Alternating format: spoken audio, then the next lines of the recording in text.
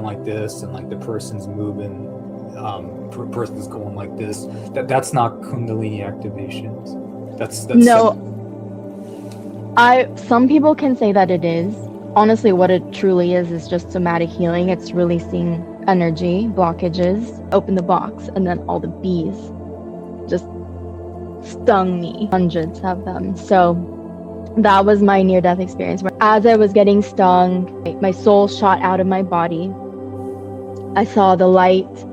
I saw an ET, and I saw my life flash forwarding in front of me. And then I was given the questions, have you completed what you came to Earth to do? And instantly, like my soul said yes.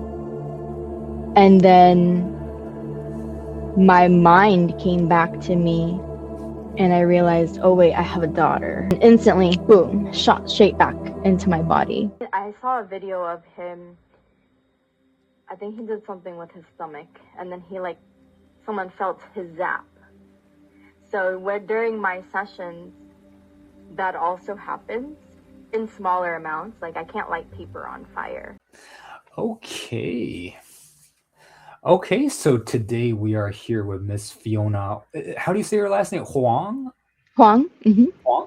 Okay, so Miss Fiona Huang today. She is a energy healer, and she recently really caught my attention when I saw one of her videos. She was like moving someone with her energy. The person had their eyes closed, and she was behind this person, and she was like, doing something with her fingers to move this person's head, and clearly the person's was moving their head, and according to her hand movements that she was making. So I just thought that was really interesting, and I was just really intrigued. So I wanted to hear her story. We actually met in this secret Nigong group that we're a part of. But she can also let us know how she ended up in that group and stuff like that if she wants to later. But anyways, I could just tell she's a very nice, sincere person. So I just really wanted to connect with her and get to hear her story. So, all right. So with that being said, Fiona, could you just briefly introduce yourself and, let us know how you got started in healing and your spiritual journey and all this kind of stuff?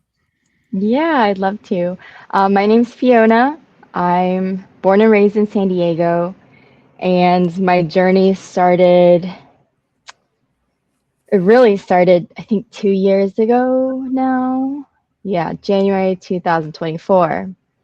How it all happened was actually, I basically had the biggest heartbreak of my life. And within a few days, I healed from that with so much gratitude that it unblocked something inside of me. And I started having psychic dreams, and my dreams would come true that same week. Same conversations that are happening in my dreams are happening in physical reality. Things that I'm visually seeing with my eyes closed were happening in reality same week. And then I learned how to meditate. And I also tried joining different mentorships from different people. I learned quantum healing. I went a little deeper with meditation. My meditation journey, I was meditating every single day for about 3 weeks straight. And around that time, I meditated by the bay, which is now across from my studio where I work now. But I was in such deep state that my body started to vibrate, and it was an incredible feeling. But at the same time, I don't have any formal training of meditation or deeper chi work, I would say. So I'm trained in more accessible things. However, the deeper stuff of, I would say, like Fa Shen or Fa Gong, I'm not trained technically in, but I know a lot of people will say that my flows like in and out of those states. So my story, it's pretty all over the place because it's not linear. It's all layers. And that's life and the journey. But after I started learning how to meditate, my abilities opened up even more. And it got to a point where I didn't know how to control it. And I was receiving messages from people's past loved ones. So my main job is that I do eyelashes. And so I'm working one-on-one with clients. And the first time it happened, it wasn't someone's past loved one. The first time I connected was with someone who was on the other side. It was a client who was pregnant, and she was a new client, and I was feeling so much energy, is the only way I could explain it. And I was hearing stuff. And I've seen mediumship shows and all that, so I'm not scared of it. But I have to leave space for people, right, to believe in what they believe in. So I wasn't in a place or even how do I explain this? It wasn't normal to me yet. So I had to give it time. So I let time pass. I think it was like 15, 20 minutes passed by, and I didn't tell her anything. I started feeling like I couldn't breathe, and my heart was just pounding so fast, and I started sweating. And ultimately, I had to ask her, I was like, I'm so sorry, can I have a break? And she was like, yeah, is everything okay? And I was like, I'm so sorry. After 9 years of doing lashes, I think 8 or 9 years at this time, I've never had to take a break during clients. And because it's a 2-hour appointment, but we were only like 30 minutes in maybe. And she's like, is everything okay? And I explained to her, it's never happened to me before, but if you're open to it, I'd be willing to share. And she was open to it. So I told her, I said, I keep hearing messages, and I'm pretty sure it's from the soul of your baby, like in her belly. And she said that she wanted to know what the message was. And I told her that I just keep hearing, do you know the name? And so I asked my client, like, do you know the name? And she said, they're in between 2 names. And I said, okay, well, I have 1 name. And I gave her the name, and her jaw dropped. But she told me that her best friend just gave birth the night prior, around like midnight. And the name that they named their baby is the name that her unborn baby gave me to give her. Does that make sense? And so basically all these other messages started coming flooding through about how the soul bonds and soul connections, and how their 2 daughters are meant to grow up together. But yeah, it kind of blew my mind, because I forgot what name it was, but it wasn't a very common name. And for that baby to have been born that night prior, it was a wow for me. And then after that, basically anywhere I'd go, I'd just keep getting messages from people who are on the other side. And it was uncontrollable, basically. I started getting physical ailments of how their loved ones passed, and it got to a point where it was too much for me. And so then I started doing more meditation, and I also started going to Kundalini activation sessions. What is that? Like, is that like a yoga thing? So there's Kundalini yoga, and then there's Kundalini activation. Um, Kundalini yoga, it's they do mudras, movements to music, I believe, and I think they also use breath to combine. And then for Kundalini activation, the clients just lay there and receive. And so I would say it allows you to journey through different states of hypnosis without intentionally being under hypnosis. Um, and a lot of it's music, but it's also the facilitator. It's the space that they are able to hold for their clients. And so basically, it allows the clients to release stagnant energy and for the energy in their own body to flow the way it needs to. And then as a facilitator, we guide that energy. So I'm also a Kundalini activation facilitator. However, I don't do Kundalini activation sessions in like specifically because I flow through everything that I've learned, and everything that I am so confident in is through experience only. So Um, the video I watched of you like doing something like this, and like the person's moving, person's going like this. That's not Kundalini activations. That's no, some people can say that it is. Honestly, what it truly is just somatic healing. It's releasing energy blockages.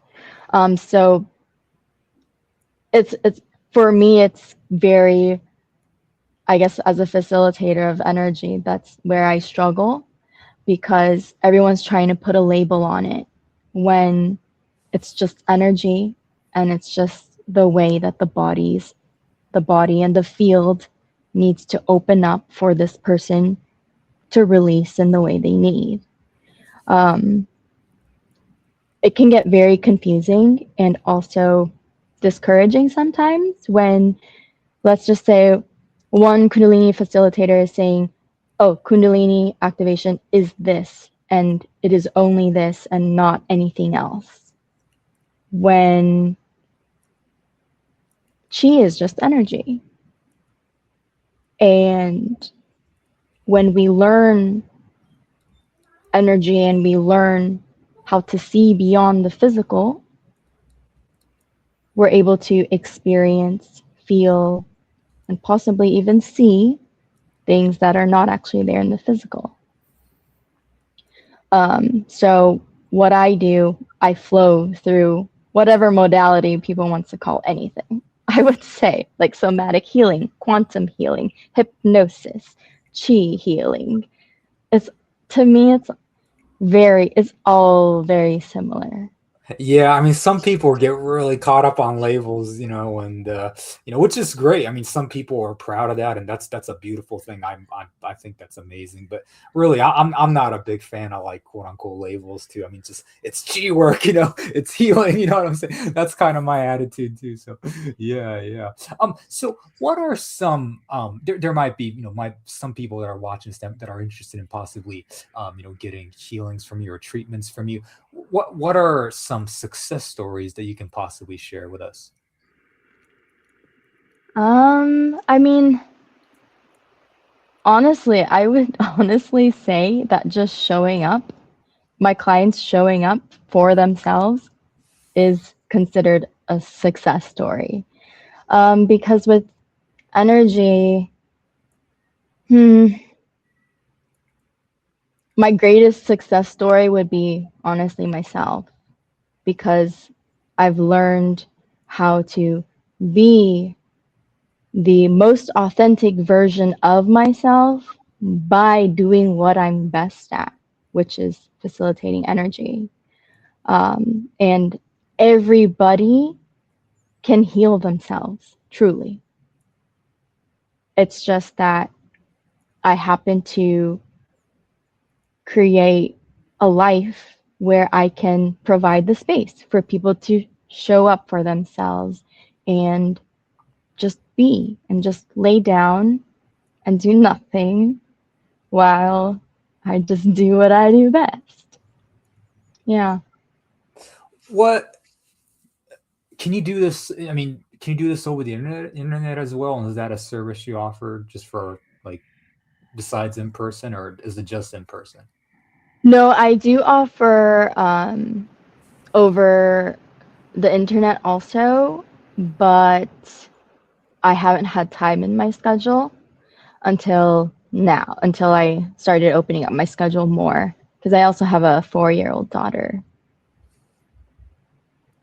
Gotcha. Okay, so you're a pretty busy person. It sounds like so.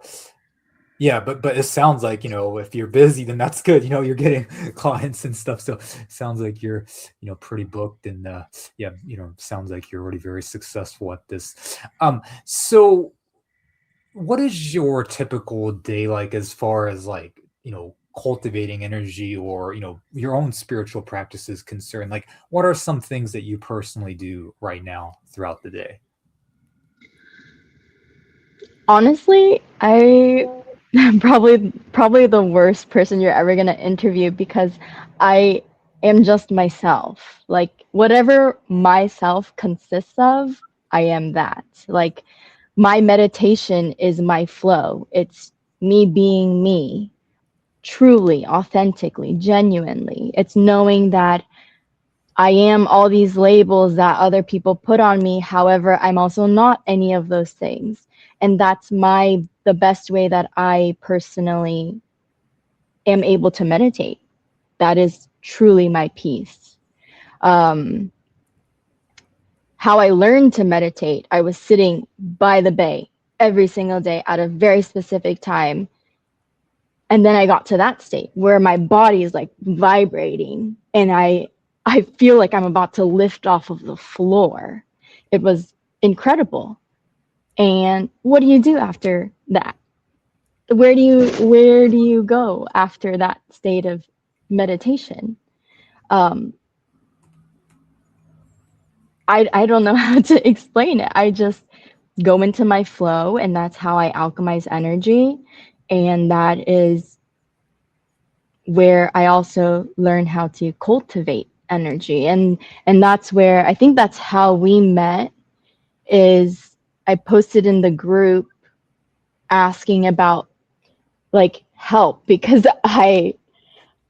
when I work with energy, my physical body actually, um, I have physical ailments on my body from the chi work. I have like this scar here, for example, and then I had all these like little discoloration. Those were all above my skin before. And it was after a one-on-one session I had worked with someone. It's just like my client's heat was so hot that my body was getting so hot that I physically had burns. It looked like burns on my skin. This one even like bubbled up. So I went to the ER and everything. So that's actually why, yeah, that's why I messaged into the group. And then I think someone recommended a TCM doctor.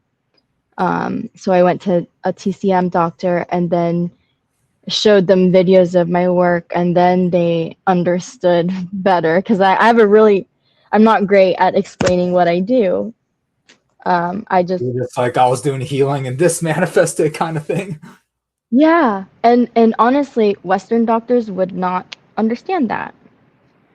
Because in the ER, I was trying to tell them, I think it's because of this. And they're like, okay, well, we don't do that. It's something else. And then so they prescribed me steroids and stuff, and it made it worse. So yeah, it's just the world that we live in. It doesn't support work like this that well. And it's hard when we're not able to find people who connect at this level or even are open to a world like this, which is, it's an incredible world. Yeah, yeah, certainly. So so what ultimately did they tell you? Like, did they say like you took on like certain blockages of the client, or did they say like you're needed some blockages that need to be healed? Like I don't know. I'm not a TCM person either. I'm just thinking off the top. Yeah. What did they tell you? So what happened was I use my physical body to alchemize energy for my clients sometimes if I really need to. And so what I had done was I did that. However, I did not remove all of the energy from my body fast enough. And it started coming up probably the day after, and then definitely 2 days after. And then I went to the hospital like 3 days after. So it simply was that I didn't remove the energy fast enough. I'm like, I can jump, I can clap, I can do my energy work. However, I need more. And so that's when I started learning Wing Chun. And that actually helped a ton. The Wing Chun helped a ton. But it got too expensive and I was just also too busy to do that with my schedule. Wing Chun, like, isn't that like a martial art? Yeah. So just doing like the martial art form was helping? Yeah, because actually in Wing Chun, and so the term Wing Chun, I learned or I knew about it from the movies and stuff like that. However, it came up when I was doing like my energy work in trance state. I tapped in so deep that I like connected with my ancestors, and they told me that I needed to go learn Wing Chun, and so I did. And but definitely beginner's level. Like I barely got through boot camp, but after that it would be too much on my schedule, and yeah. Gotcha. Okay. Mm-hmm. Okay. But they cultivate energy in Wing Chun, and the forms teach you how to ground properly with very specific pressure points, acupuncture points, meridian points, which naturally I work with because I have the ability to see energy. I can see the electromagnetic field. I can see veils. I can see beings, entities, souls. I see a lot. And that came from my near-death experience. Tell me about Or two that. years ago. My near-death experience, basically, I was following Mother Earth and the spirit of Mother Earth, and I was listening and intentionally devoting to her and to the Earth. And I was on a walking path, and I saw these like white boxes, and I received the message, open the box. And so I did. But like prior I was like sprinkling dirt around. I was just like tossing dirt around, and then I saw the box and I was like sprinkling it on there, and then I opened the box and then all the bees just stung me. Not all, but a lot of them, like hundreds of them. So that was my near death experience where I got stung by hundreds of bees. And as I was getting stung, I dropped into meditative state, and in meditative state, my soul shot out of my body. I saw the light. I saw an ET, and I saw my life flash forwarding in front of me. And then I was given the questions, have you completed what you came to Earth to do? And instantly, like my soul said yes. And then my mind came back to me, and I realized, oh wait, I have a daughter. And mind you, I'm like up above. I'm gone, looking at my body, and my mind came to me and it's like, oh no, you have a daughter, you can't go. And then instantly, boom, shot straight back into my body. What year was this, or when was this? This was 2024. So, So 2 so years around ago. the time you mentioned that you went through like a breakup and whatnot that led you to these spiritual experiences. But so around the same time, you also had a near death experience as well. Yeah. Well, So back to back, you kind of got activated, so to speak. yeah, so it was an initiation, a whole half year of initiations, because prior to my near death experience, I actually did ayahuasca. Oh, tell me about that. Yeah. Yeah. Ayahuasca, it was a beautiful experience. I didn't purge or anything like that. So for me, I definitely saw a lot of things. It amplified my abilities for sure. And I didn't come back properly, is what I would say. I didn't ground well enough. And I would choose not to do it with the people that I did it with. I know everything's for a reason. So I'm grateful that I did it with them, but returning, I probably wouldn't. And I also wouldn't refer anyone to them. But it's just, I see the difference now in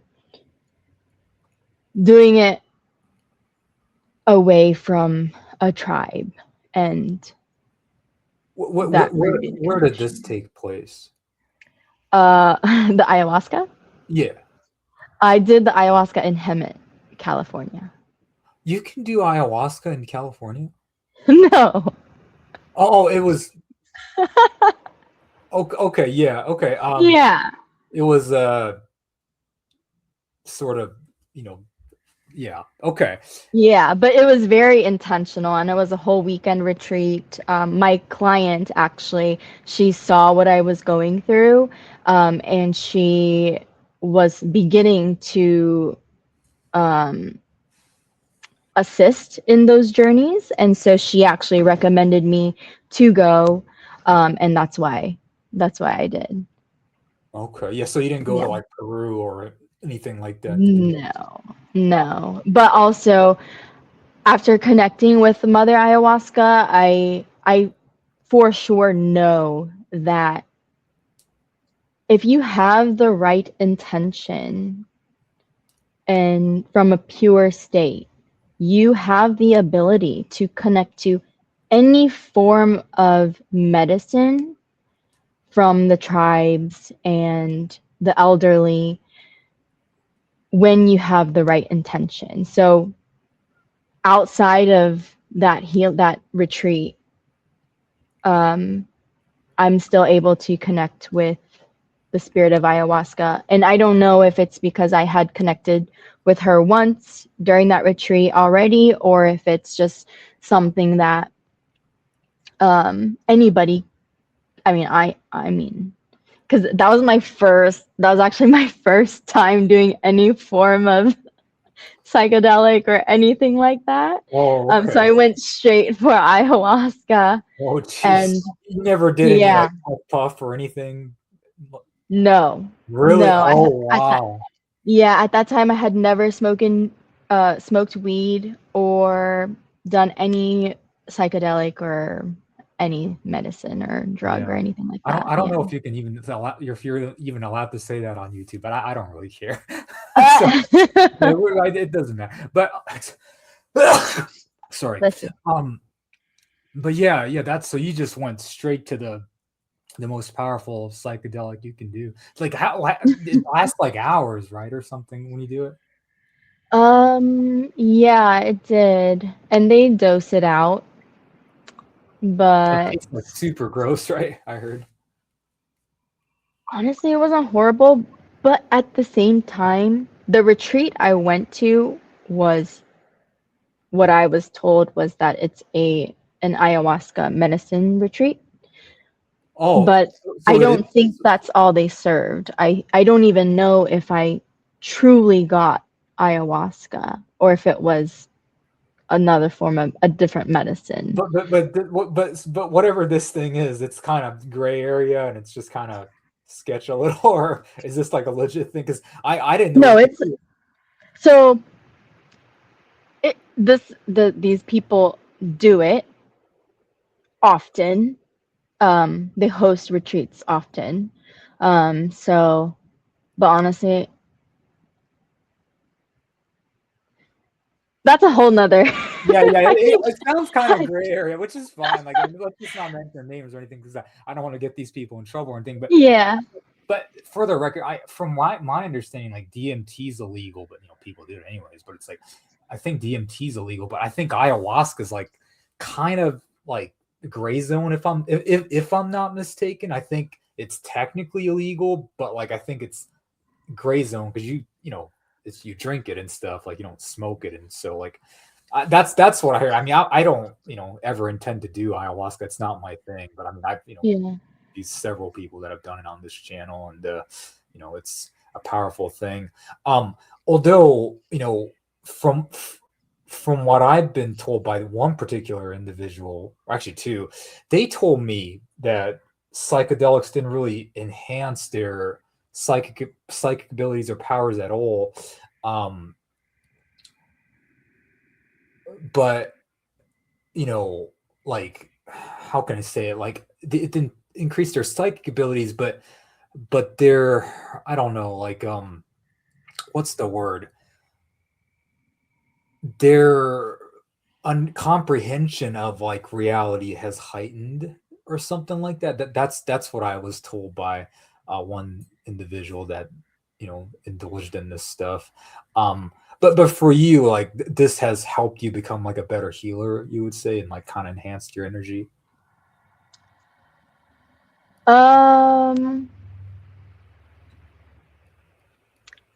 It definitely opened up my eyes. However, I didn't connect it to my healing work at all, because it was more so for what I believe to be internal work. Because for my ayahuasca journey, what happened was I remember taking the first dose and I went outside and I laid on a rock, and I laid on the rock for I don't even know how many hours, maybe like 4 or 5 hours, maybe longer than that. But I was having visuals, and it wasn't, I had initially thought that ayahuasca would bring things out that I may have not connected to or healed through for since who knows how long, past lives or this life. But I didn't experience that. And that's okay, because I know everything is for a reason. However, I also know that a lot of people purge on ayahuasca and I didn't. And that's why I'm still super open to Aya and medicine, because I feel like whatever the physical person thinks they need, maybe they think they need it for a reason. Yeah. So very cool. So what is your goal as a healer? Do you want to get to the point where you can pretty much like, cure or heal anything? Could you tell me what your goals are? my goals for being a healer, honestly, it's just to keep doing what I'm doing, hold space for people, for them to come and for them to learn how to heal themselves, but also to meet community and connect with other healers that heal from intention and connection. Yeah, I would say that's my goal. That's my biggest goal. Yeah. Excellent. Okay. What about for your personal spiritual journey? What is your ultimate goal? Like, do you want to get to the point where you want to, I guess some people call it ascension, some people call it becoming like, immortal, Dallas Immortals, and stuff like that. Like, do you have those types of lofty goals as well? So, that's something that I have thought about. However, my ego has also thought that I reached those states at some point during my awakening, because I reached very intense states and definitely not sustainable states where people thought I was crazy. But now I'm proving to myself that no, I was not crazy, because, and that's why I film some of my sessions. Like if masters or guides or God, source, universe tells me that I can film the session, then I will film the session. And there's always a reason, because you never know the energy you'll come across during a session or what happens. Sometimes I'm deep in trance in my sessions, and then the music just like it doesn't pause, it just cuts off, and then it's literally like something comes into the room and shuts off, like it comes by and cuts your field, and then the music comes back on, like total silence, and then it comes back on. So yeah, I would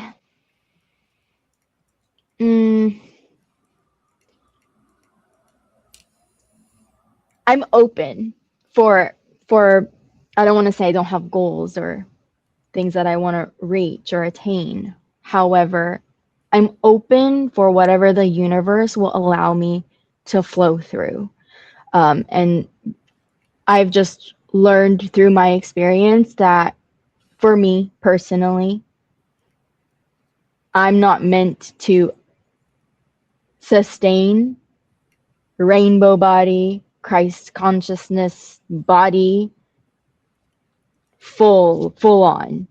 It wouldn't be healthy for me unless I'm fasting all the time, all the time. Then I feel like it would be more attainable. But then my my societal mind, my conditioned mind is also like, oh well, how healthy is fasting all the time? Because personally, from my experiences, I want to believe that you can fast all the time. That's what I truly want to believe. How long have you fasted before? Like, what's the longest time you fasted? The longest time I fasted was probably 2.5 to 3 weeks, but that's unintentional fasting during my meditative state. Mine That's how I, 5 weeks? 5 days, 5 days. Oh, that's still pretty good. So yours is 2.5 weeks. Yeah, but that's with the What meditating. is that 20 days? 20 days roughly? Yeah, about, Or, yeah. yeah, 20 days roughly. hmm Yeah, but also I didn't record any of it. I wasn't journaling at this time. I was just pure flow. That's it. And I loved it. However, my family thought that it was very unhealthy because I lost a lot of weight, but it wasn't intentional that I wanted to do this fast. It was very unintentional. It was just because I'm so I was almost so excited to be in these meditative states that I didn't even think about eating or drinking. I just did what I needed to do. Let's talk about fasting real quick. So, from my experience,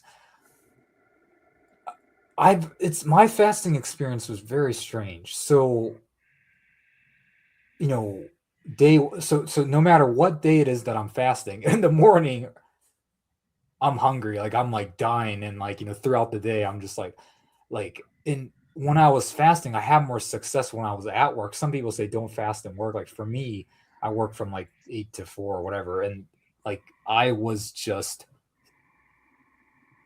when it's when I got home that I struggled like towards the evening. Like I'm super hungry, and like towards the evening I'm struggling, and then like when I went to sleep and when I got up the next day, like I'd be fine. And then like, then I get hungry again. And I start getting a little moody and stuff, but I'm at work. So I'm trying to, like, keep my sanity and like, be friendly and, be myself and whatever. And then like, again, like, towards the end of the day, I'm like dying. But then when after I go to sleep, I wake up, I'm fine. And that just went on for 5 days.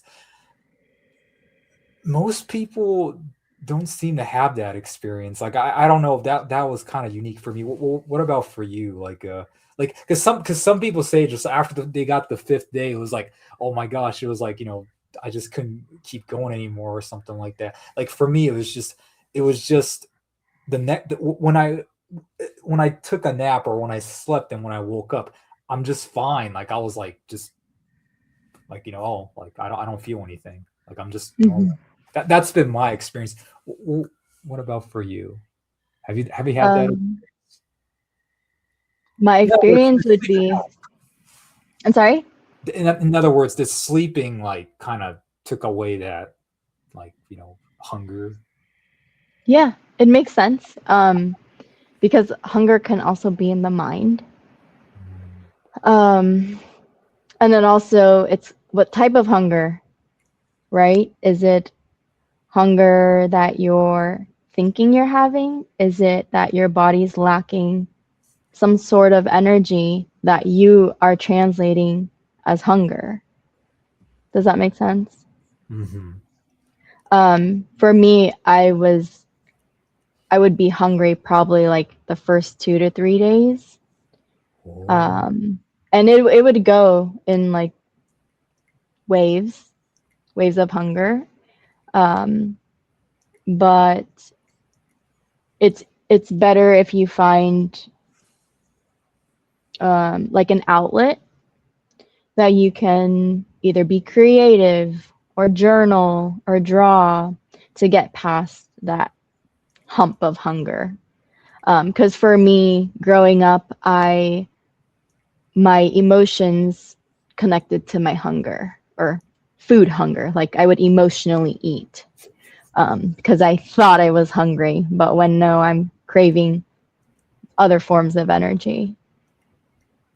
But I feel like when we fast, we learn how to activate the life force within our own body, and that feeds us.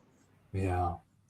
I had a severe eating disorder for a long time. So like, like I never did drugs. Like, I never like, did out really like it relied on alcohol or anything. Like food was kind of my drug. And, for me, I still wouldn't say I overcame it, but like when I just replaced like overeating with healthy overeating, like that's kind of what I more or less did. And it seemed to work out for me a little bit. I don't know, but that's what I did. Because I don't hold back about like my like anger problems or like when I'm like pissed off, I say I'm fucking pissed off or something. You know what I mean? Like you probably see me on social media, like occasionally, like freaking out or whatever.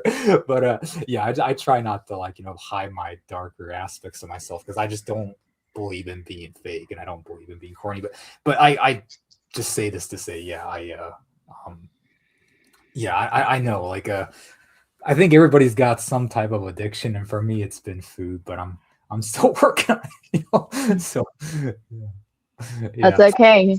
I think that's a big part of coming to this to Earth, is that we learn how to detach from things, the non-attachment. Yeah.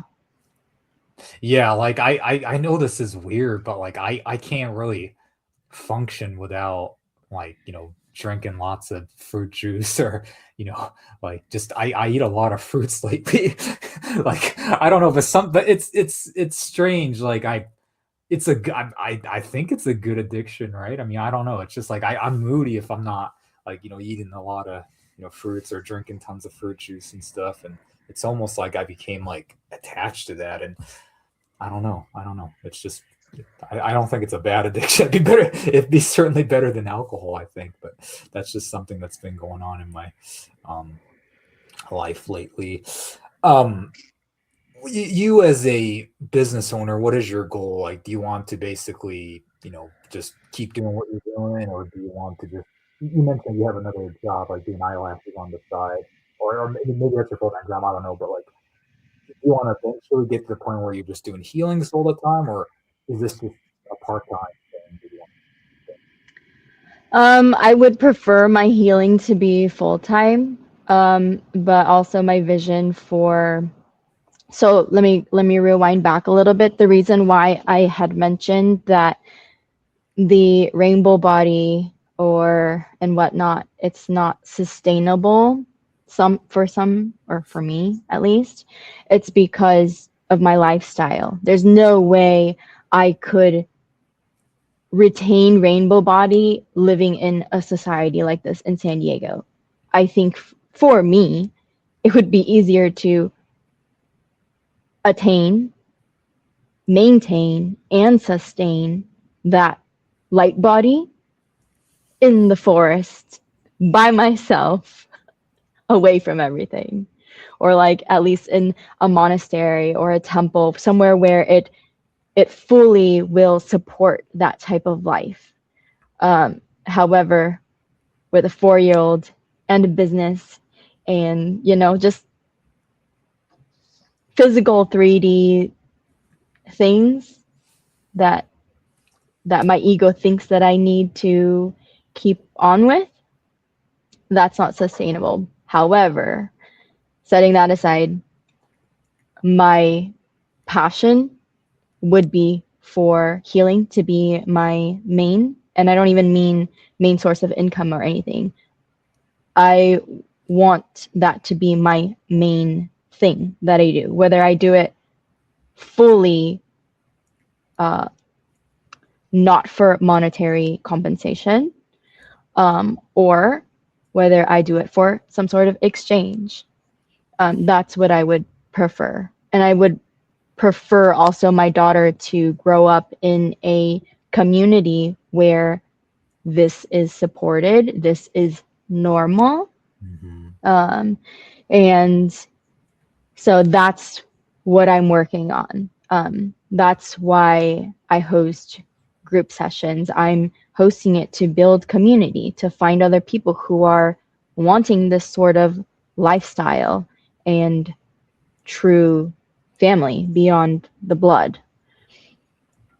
Yeah. So my lashes sustains my healing work. Excellent. Okay, okay.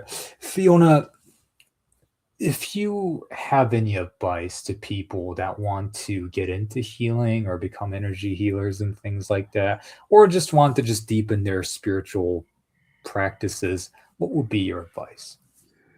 My advice would be to know that everything that you feel is a blessing. Every emotion that you feel, all the pain, it's all a blessing, because having the ability to feel is probably one of the best wonders of being a human being.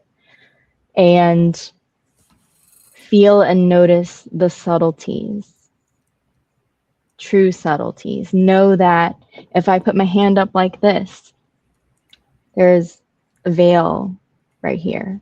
You have your physical body, and then you have your subtle body that a lot of people don't acknowledge. And in the subtle body is where you will find the space for you to be yourself. And when you are yourself, connect to those deeper layers, those deeper emotions, deeper wounds, and know that the depth that you're feeling for those things, the polarity of it is that you'll feel all the great things also at the same time. So darkness is not dark, it's experience for you to learn how to truly love yourself and be there for yourself, for you to hold space for other people who deserve the same things for themselves. Excellent. You know, Fiona, I typically don't like to interview like mainstream healers or like, mainstream practice. I prefer to like, find like the most underground stuff, underground people. But you're in this underground group and which is great. But I was talking to the group leader, Orindo, and just one like we just saw you and we just said, you know what, this girl seems really sincere. She seems really kind-hearted and really special. And when I saw you doing that thing, I was like, you know what, this girl I think is special. She seems like she's onto something and she can really go far in her spiritual journey. And um that's why I felt compelled to interview you and like share your story to the world. um and I really wasn't wrong. Like I could tell you're a really good person and wonderful person. And I just want to say, Fiona, it was truly an honor to have you on my YouTube channel, and just keep doing the great things you're doing, because I really think that you can become a phenomenal healer, and become just a amazing spiritual being. So Thank you. Thank you so much. okay. All right. So, Fiona, what is your website called? And is there any social media links you would like to share to the audience? I'll put it in the description for you. So, My website is amritaararita.com. what does that mean? So Amrita, it's the nectar of life, and Ararita, wholeness, oneness of being. So I just put those two together for unity. What language is that? Like, is that Spanish? Honestly, I'm not sure. Those words came to me through signs and messages, and then universe just told me to put them together. Nice. Very cool. Yeah. Okay. Very, very cool. What is your nationality, if you don't mind asking? I'm Vietnamese and Chinese. Oh, cool. Okay. Okay. Very cool. Okay. Very cool. And I don't dumb question. Like, I don't know much about Vietnam, but like, is there like you know, like what's the predominant spiritual practice, or Buddhism, or I know nothing about Vietnam. I think, I'm not positive, but I think it's either, ooh, I think it's either, I don't want to say the wrong thing, but Yeah. it's definitely in between Catholicism, Christianity, and Buddhism. Oh, okay. Yeah, I would say, I want to say either Catholicism or Christianity, but because I was raised Buddhist, Oh, I connect. I feel like I'm more aware of that side.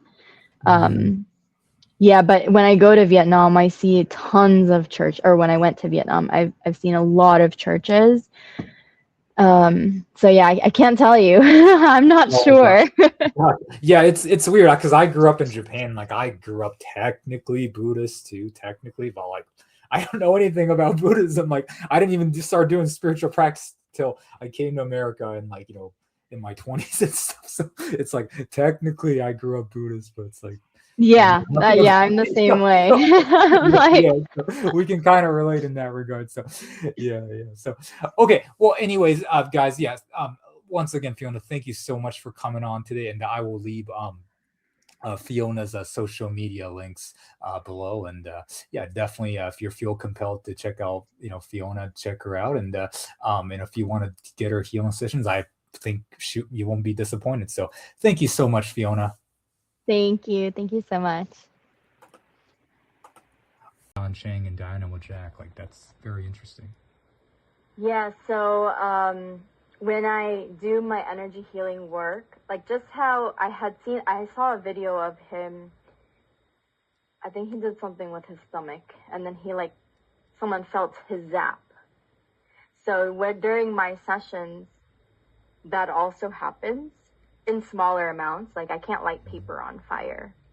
However, depending on what my clients need, my body will know exactly what to do. And just like how I believe John Chang connected to the other side also, one of my abilities is to connect to the other side through my energy work. And when I do, they come through even stronger.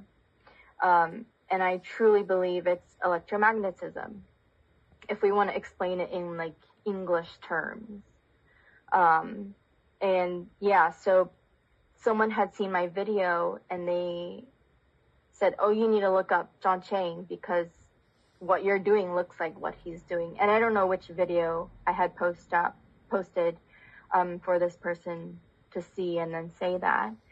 But yeah, it was very interesting because I want to find a deep, deep connection and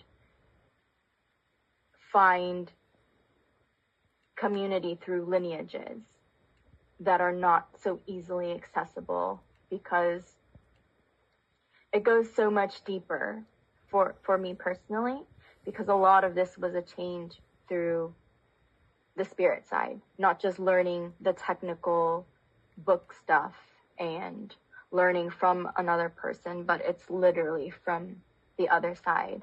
So yeah, I'm open to connecting deeper and seeing if anyone else wants to as well. Awesome. Yeah, thank you so much for sharing that. I wish I would have got to, include this in the main recording, but it's all right. So